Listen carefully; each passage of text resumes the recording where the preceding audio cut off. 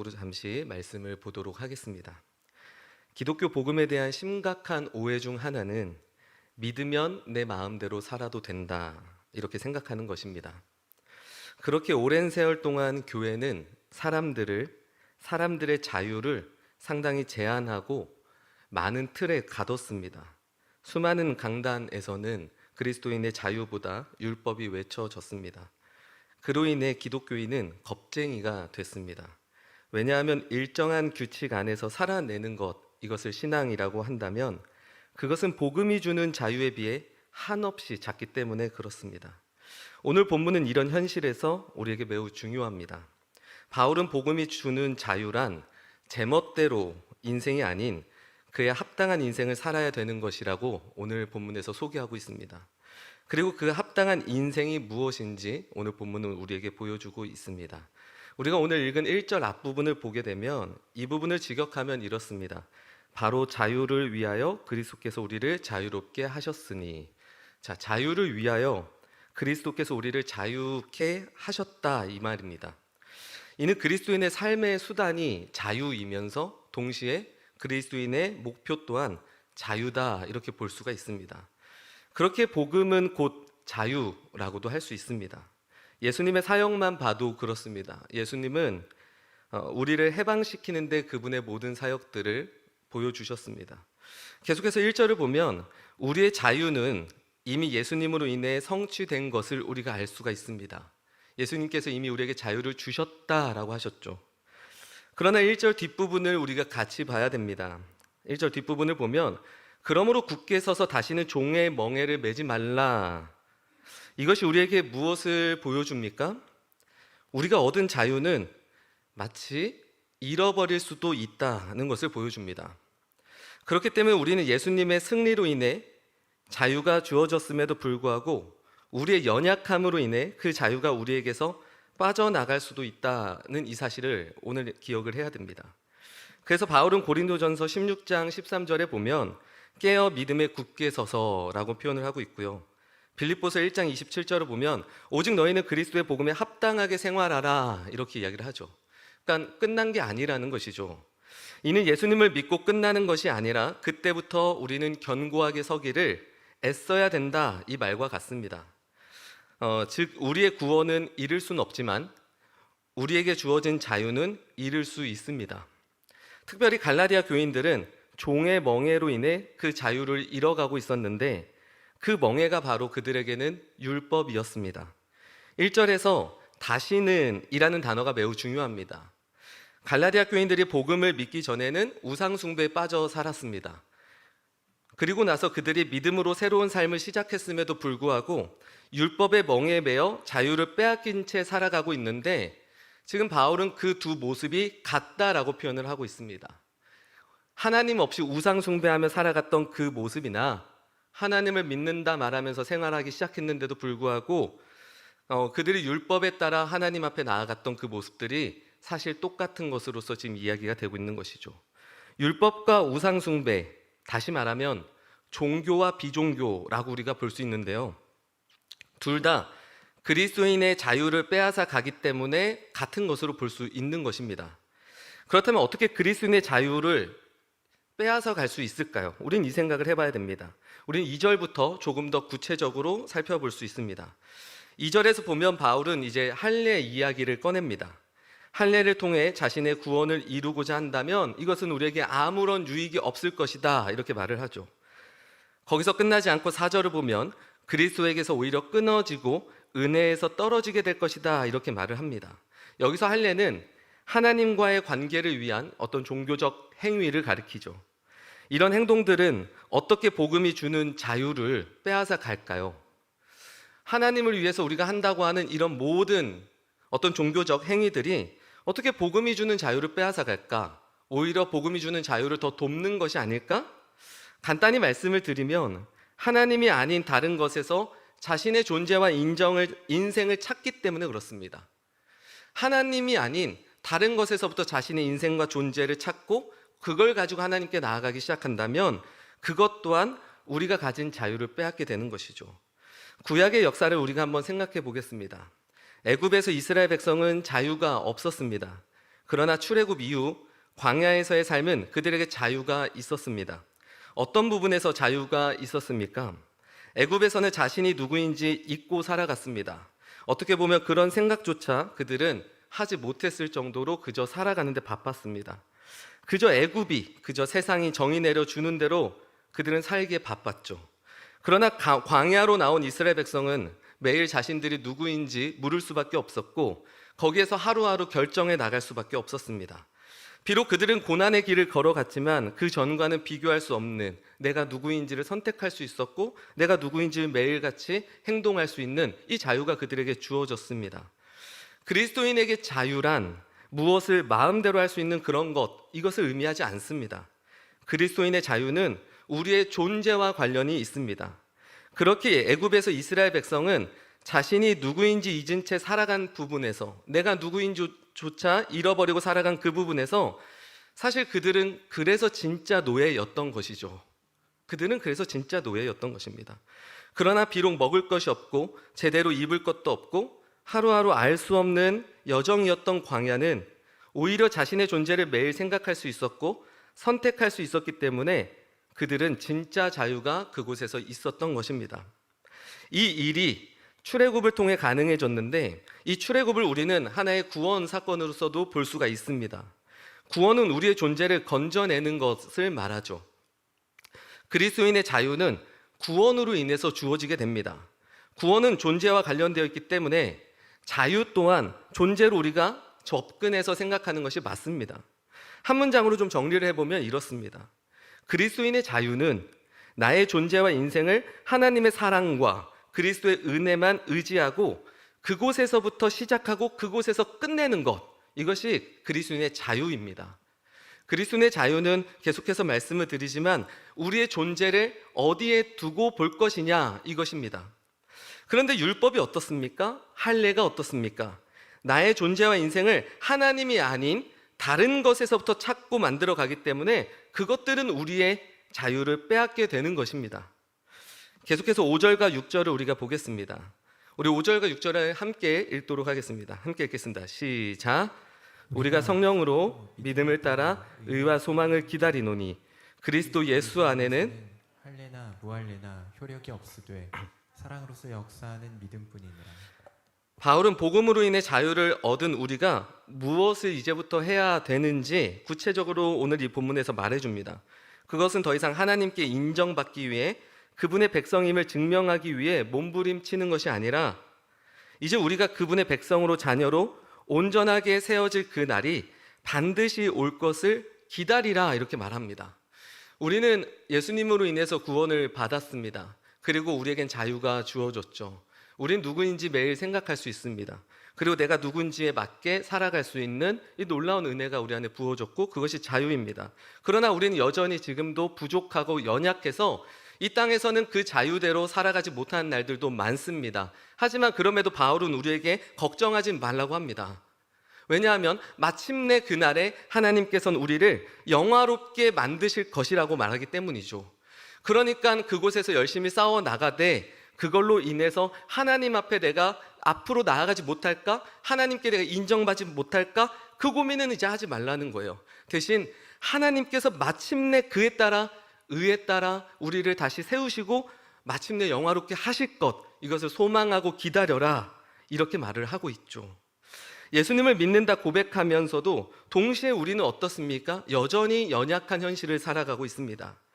그 자유가 있다고는 하지만 우리는 매일같이 자유가 없는 자로 매일 나의 존재와 인생을 다른 곳에서 찾고 있지는 않았습니까? 그래서 두 가지 모습 중 우리는 하나로 갈 때가 많습니다. 하나는 매일 연약한 내 모습에 스스로 위축되고 정죄하고 그로 인해 하나님의 은혜를 없는 것과 같이 여기며 살 때가 있습니다. 내가 하나님께 잘 못했기 때문에 하나님께 난 나아갈 수 없어. 내가 좀 요즘에 잘 못하고 있는 것 때문에 하나님은 지금 나를 되게 싫어하실 거야. 이러면 그리스도의 은혜를 무효가 되게 만드는 것이죠. 또 하나는 어떻습니까? 우리가 하나님 앞에 이미 자유가 주어졌고 이제 마침내 하나님께서 우리의 존재를 영화롭게 이끌어 가실 것인데도 불구하고 우리는 부단히 무엇인가 또 노력해서 내 스스로 의를 만들어 하나님 앞에 서려고 하지는 않았습니까? 그럼 우리는 또 어떤 모습으로 가게 됩니까? 곧바로 교만해지죠. 내가 잘했다 생각하니까 우리는 모든 부분에서 또 교만해지기 시작합니다. 그러나 바울은 우리는 위축되지 않아도 된다 말합니다. 심지어 우리는 교만해지지 않을 수도 있다고 말합니다. 어떻게 이것들이 가능합니까? 우리의 존재와 인생이 하나님 앞에 서게 될 때, 그리고 하나님께서 마지막 날에 우리 모두를 가장 영화롭게 만드실 것을 소망하고 기다릴 때 우리는 이 두 가지 신앙의 모습에서 피할 수가 있게 됩니다. 바울은 6절에서 할례나 무할례 모두 효력이 없다 이렇게 말을 합니다. 할례는 종교를 말합니다. 무할례는 이방을 뜻합니다. 하나님 없는 것을 뜻하죠. 무종교라고 말할 수 있습니다. 이 모두 하나님과의 관계에 있어서 아무 쓸데가 없다고 바울은 이야기를 합니다. 즉 우리의 어떠한 성공과 실패보다 하나님이 우리를 받아들여 주시고 사랑하시는 일이 훨씬 크다는 이 뜻입니다. 그래서 그리스도인은 하나님과의 관계에서 항상 평안할 수 있습니다. 불안하지 않습니다. 왜냐하면 내가 어떻게 만들어내는 그 실력보다 하나님이 날 사랑하는 게 더 크기 때문이죠. 그래서 그 균형 속에서 오늘 매일 실패하면서 살아갈 수밖에 없지만 그래도 다시 일어나 그분의 뜻대로 나아가고자 할 수 있는 의지를 갖게 되죠. 내가 영적으로 좋은 선택과 행동을 했을 때나 영적으로 실수를 하고 실패를 했다고 하더라도 이 모든 것은 어느 쪽도 하나님과의 관계에 효력이 없습니다. 바울은 정말 과감하게 이 이야기를 갈라디아 성도들에게 합니다. 바울의 표현은 거침없지만 가장 본질적인 이야기를 하고 있습니다. 하나님의 은혜가 우리의 어떠함보다 가장 크다는 사실을 기억하고 오늘도 그 은혜 앞에 나아가야 됩니다. 우리 안에 하나님과의 관계는 언제나 그분의 사랑, 그 사랑으로서 역사하는 것을 믿어야 됩니다. 거기에서부터 우리는 시작이 되는 것이죠. 사랑해 보셨습니까? 사랑해 보셨습니까? 예, 사랑하면 그 사람이 이게 왜 제가 적어놨네요. 사랑하면 그 사람이 가장 원하는 것을 매일 생각하게 되고 찾게 되고 하게 된다고 합니다. 사랑하면 그렇죠. 누가 그리스도인의 자유가 내 마음대로 살아가도 되는 것이라고 말합니까? 결코 그렇지 않습니다. 하나님이 나를 얼마나 사랑하는지 우리가 그 역사를 믿고 그 안에서 시작한다면 우리는 내 마음대로 모든 것들 해도 된다 이렇게 생각하는 것이 아니라 오히려 그 사람, 우리에겐 하나님이겠죠. 여기선 하나님이 가장 원하는 것을 우리는 매일 생각하게 되는 것이에요. 그리고 그것을 매일 찾게 되고요, 그렇게 행동하게 되죠. 우리는 7절에서 12절을 보게 되면 갈라디아 교인들은 이런 복음을 만났고 잘 알았습니다. 그들은 이런 자유가 무엇인지 알았어요. 그렇게 한때는 이 복음을 향해서 그들은 다름질하며 살아갔습니다. 그러나 어느 순간 그들을 막아 진리에 순종하지 못하게 하는 사람들이 있었습니다. 바로 율법 교사들이었죠. 오늘 본문의 8절을 보게 되면 그 권면은 너희를 부르신 이에게 난 것이 아니다 이렇게 말을 해요. 아무리 좋은 말이고 아무리 있어 보이는 말 같아도 그들의 권면은 하나님으로부터 온 것이라 볼 수 없는 것들이었습니다. 그들은 매일 열심을 추구하라고 권면했습니다. 그 열심은 바울이 말한 그 열심이 아닙니다. 바울도 열심을 강조했습니다. 우리가 아는 바울이 얼마나 열심히 복음에 대해서 살아갔습니까? 그러나 그 뿌리 자체가 다르죠. 바울은 그 사랑 위에 서기를 먼저 하고 그리고 그곳에서부터 우리는 믿음의 경주를 하라고 했습니다. 그러나 율법 교사들은 경주는 1등을 해야 하나님의 사랑 위에 설 수 있다고 이렇게 가르쳤어요. 완전히 복음을 바꿔서 가르쳤던 것이죠. 바울은 내가 그들과 같은 할례를 전했다면 지금과 같은 박해가 없었을 것이라고 오늘 본문에서 말을 합니다.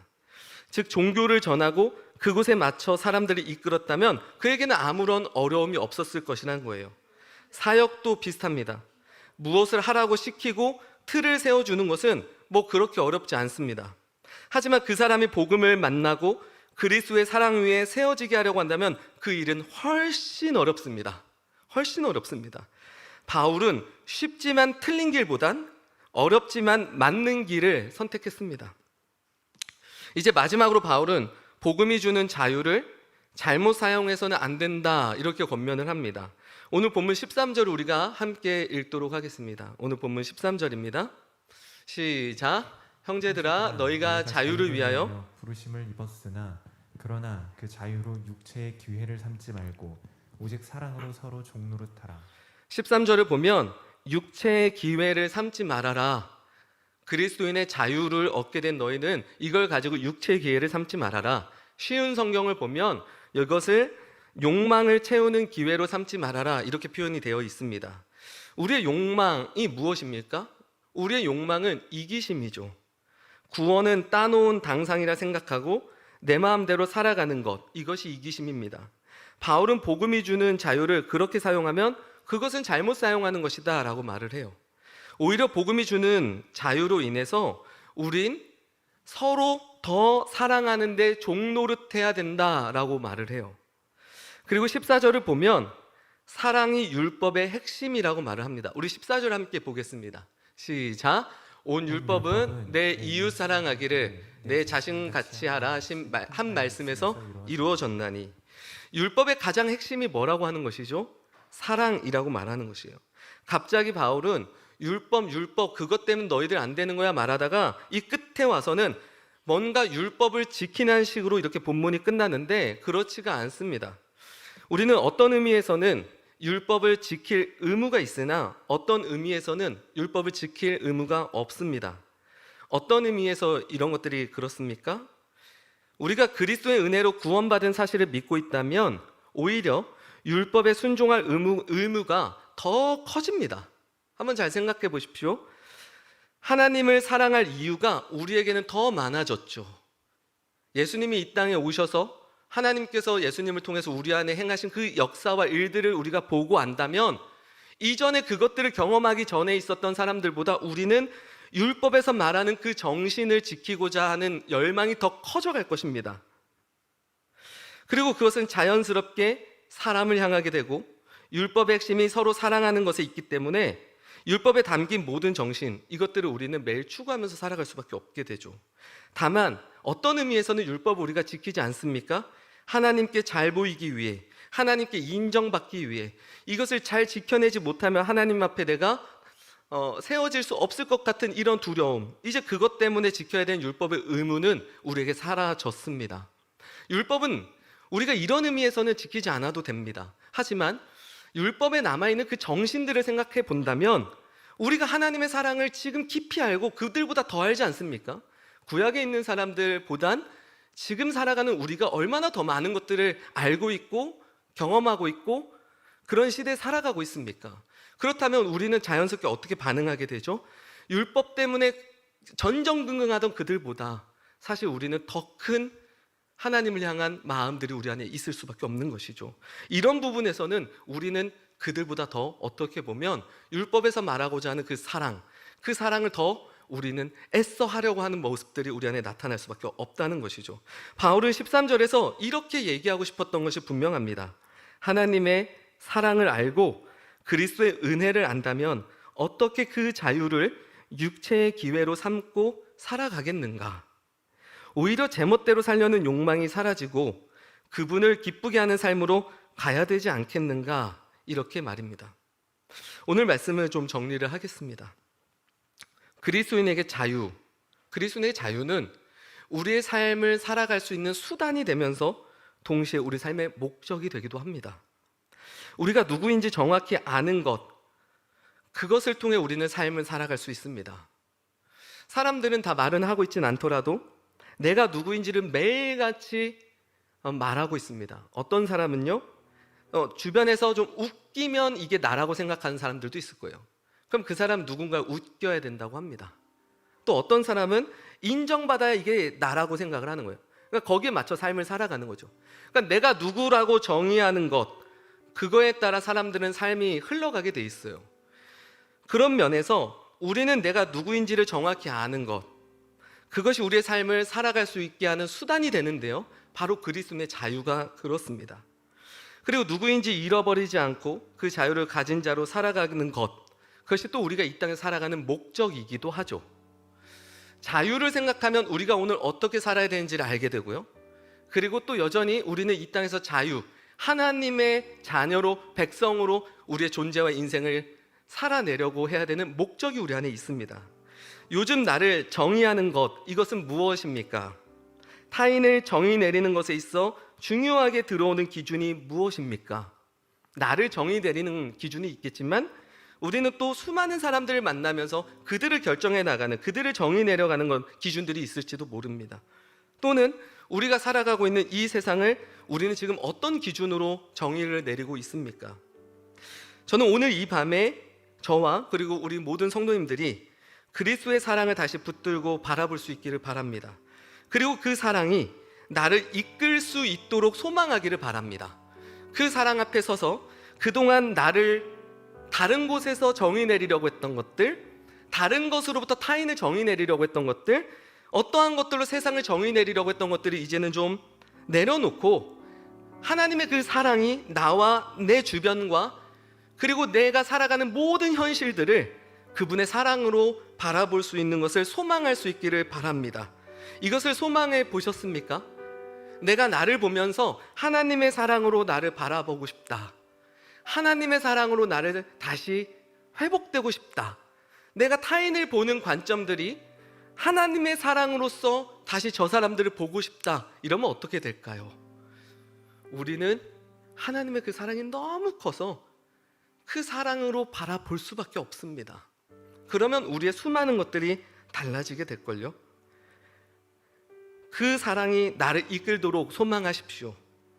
그래서 그 사랑으로 모든 것을 바라볼 수 있기를 바랍니다.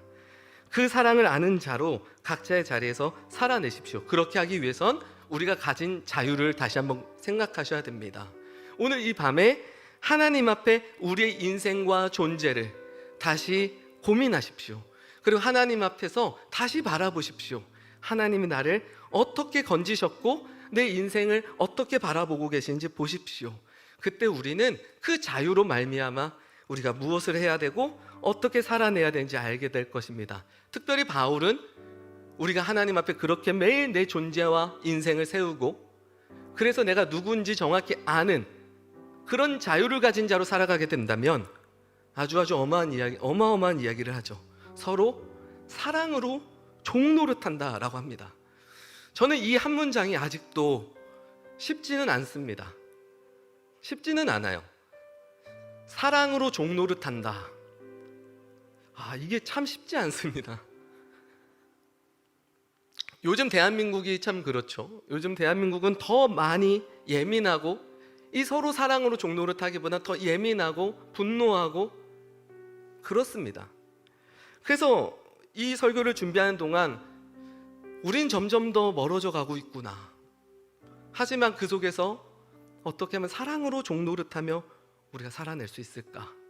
내 자신을 보며 타인을 보며 이 말도 안 되는 이 세상을 보며 어떻게 사랑으로 종노릇할 수 있을까? 이것은 오늘 저의 설교에 하나님께서 내려준 과제와 같은 것이었어요. 고민해봐 이런 것이었죠.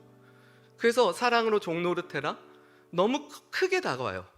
하지만 한 가지는 그게 무엇인지 매우 궁금해요. 그리고 도전하고 싶고 그게 과연 가능할까? 하지만 그렇게 하나님께서 말씀하셨으니 하나님께서 나를 오늘도 그렇게 빚어가실 거야. 저와 우리 성도님들이 이 말씀에 대해 오늘 함께 도전할 수 있기를 바랍니다. 그래서 평생 그리스도의 사랑이 우리의 존재와 인생을 주장할 수 있기를 이 시간에 축복합니다. 우리 함께 찬양하고 기도하도록 하겠습니다.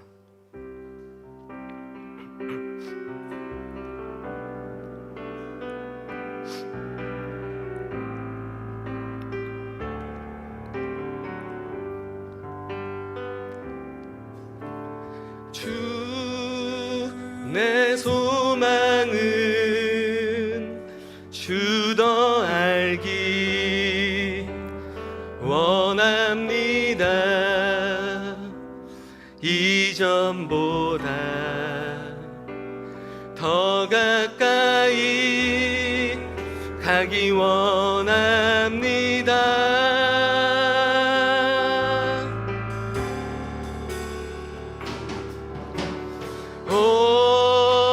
주의 품에 기대기만 원합니다. 주의 사랑으로 변화시켜 주시옵소서. 우리 처음부터 한 번 더 하겠습니다. 주 내 소망은 주 내 소망은 주 더 알기 원합니다. 이전보다 더 가까이 가기 원합니다.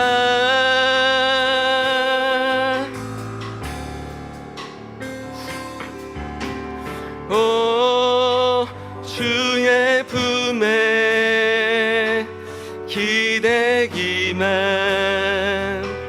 원합니다. 주의 사랑으로 변화시켜 주시옵소서.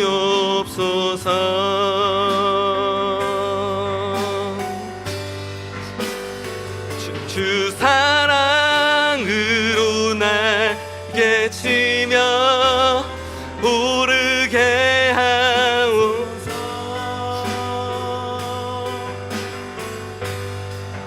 은밀한 곳에 영원히 거하게 하소서. 주 사랑으로 날개치며 주 사랑으로 날개치며 오르게 하소서. 은밀한 곳에 영원히 거하게 하소. 우리 한 번 더 고백합시다. 주 사랑으로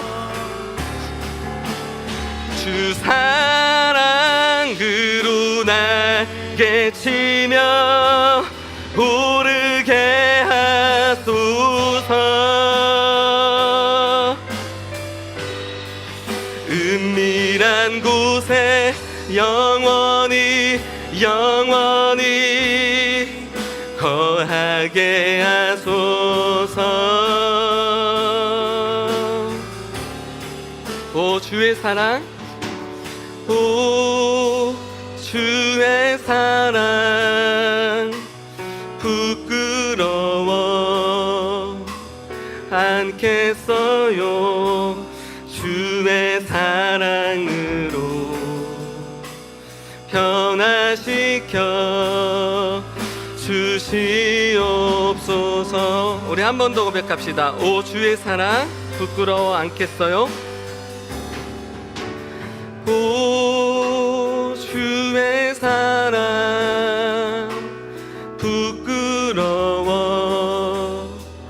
않겠어요. 주의 사랑으로 변화시켜 주시옵소서. 우리 잠잠히 한 번 더 고백할까요? 오 주의 사랑, 오 주의 사랑 부끄러워 않겠어요. 주의 사랑으로 변화시켜 주시옵소서. 우리 잠시지만 각자의 그 자리에서 함께 기도하기를 원합니다. 함께 기도하실 때 하나님, 나의 존재와 나의 인생을 하나님의 그 사랑 앞에 보게 하여 주옵소서. 그 일들이 한동안 중단됐다면 다시 그 사랑 앞에 나의 존재와 나의 인생을 두게 하시고, 그곳에서부터 나의 존재가 무엇인지 다시 알게 하시고, 그로 말미암아 하나님이 주신 그 자유로 우리가 만나는 그 모든 현실을 살아갈 수 있는 지혜와 힘과 담대함을 허락하여 주옵소서. 내가 누구인지 망각한 채 내 멋대로 살았던 우리의 지난 날들을 주님 다시 붙잡으시고, 하나님의 그 은혜 앞에 나아갈 때 그 은혜가 우리의 모든 영역에서 오늘 우리를 주장하게 하여 주옵소서. 그래서 하나님께서 원하시는 가장 선한 모습으로 우리의 삶을 이 땅에서 살아낼 수 있도록 주께서 인도하여 주옵소서. 때로는 실패하고 연약해서 우리가 가진 자유를 잃어버린 채 살아가겠지만, 그럼에도 하나님 마침내 우리를 영화롭게 하실 그 하나님을 바라보며 마음껏 하나님이 주신 그 은혜들을 누리며 그 은혜를 바라보며 그래도 다시 일어나 하나님의 백성으로, 사람으로, 자녀로 우리가 결정해야 될 것들을 결정하게 하여 주옵소서. 오늘 이 밤에 하나님의 그 사랑이 그 무엇보다 가장 크다는 사실을 깨닫게 하시고 하나님의 은혜보다 더 컸던 것들이 다 물러가게 하시고 그 은혜 앞에 우리가 무릎 꿇게 하여 주옵소서. 그래서 이 일들이 우리의 인생 가운데 어떠한 영향들을 주게 될지 하나님 하나하나 또 알아가게 하시고 묵상하게 하게 하시고 그것들을 나누게 하여 주옵소서. 우리 그렇게 오늘 말씀을 다시 한번 기억하면서 각자의 자리에서 기도하며 나아가도록 하겠습니다. 함께 기도하겠습니다.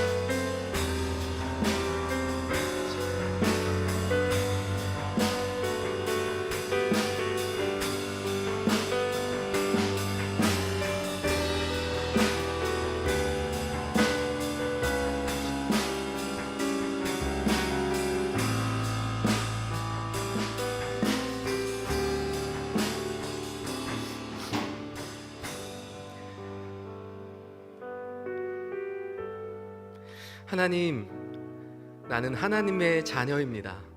나는 하나님의 백성입니다. 나는 주께서 피로써 사신 교회며 하나님의 사람입니다. 오늘 우리가 그동안 또 많은 것들을 잊고 세상에 내어주며 살았던 부분들을 다시 하나님 앞에 나아갈 때 그 모든 것들이 다시 원래대로 질서 있게 우리의 삶이 다시 조정될 수 있게 인도하여 주옵소서. 하나님의 그 사랑을 하나님 내가 알기를 원합니다. 그 사랑 앞에 우리가 오늘도 서기를 원합니다. 우리는 그 사랑을 멀리하고 그 사랑 앞에 나아가지 못하면 항상 우리는 사고를 칩니다. 그러나 하나님 오늘도 그 사랑 앞에 나아갈 때 우리의 존재가 누구인지 알게 하시고 그래서 그 자유를 가진 자로 우리 앞에 있는 현실을 살아낼 수 있도록 인도하여 주옵소서. 그동안 우리의 마음에 시기와 질투와 수많은 열등감과 분노와 절망과 미움과 이런 것들이 너무나 많았는지도 모릅니다. 그러나 다시 하나님의 그 사랑을 다시 깊이 묵상하고 그래서 그 사랑의 크기가 우리를 압도하여 서로 사랑으로 종 노릇하라 라고 말씀하신 하나님, 그 말씀을 우리의 삶에 새기며 우리의 존재에 새기며 우리 앞에 인생을 온전히 살아갈 수 있도록 인도하여 주옵소서. 우리를 그렇게 세워가시고 마침내 영화롭게 하실 살아계신 우리 주 예수 그리스도의 이름으로 이 시간 간절히 기도합니다. 아멘. 이 시간 우리 함께 주기도문으로 오늘 예배를 마치도록 하겠습니다. 하늘에 계신 우리 아버지여, 이름이 거룩히 여김을 받으시오며 나라가 임하옵시며 뜻이 하늘에서 이루어진 것 같이 땅에서도 이루어지이다. 오늘날 우리에게 일용할 양식을 주옵시고 우리가 우리에게 죄 지은 자를 사하여 준 것 같이 우리의 죄를 사하여 주옵시고 우리를 시험에 들게 하지 마옵시고 다만 악에서 구하옵소서. 대개 나라와 권세와 영광이 아버지께 영원히 있사옵나이다. 아멘.